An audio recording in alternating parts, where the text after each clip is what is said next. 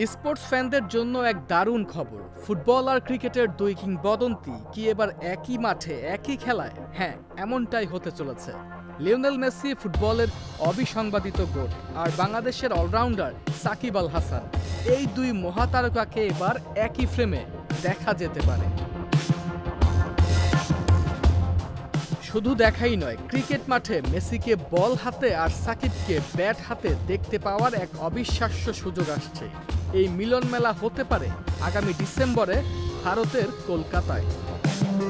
Messi আসছেন ভারত সফরে। 3টি শহরে তার যাওয়ার কথা রয়েছে, মুম্বাই, দিল্লি এবং কলকাতা।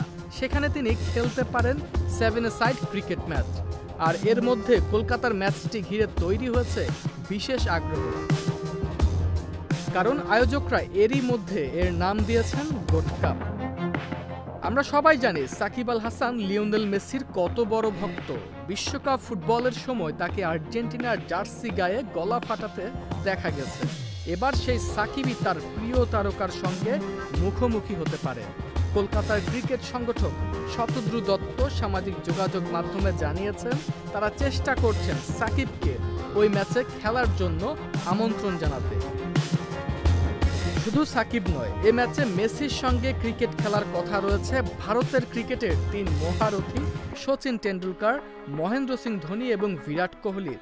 ভাবুন তো, একই মাঠে ফুটবলের গোট এবং ক্রিকেটের 3 গোট একসঙ্গে। এটি হবে এক ঐতিহাসিক মুহূর্ত।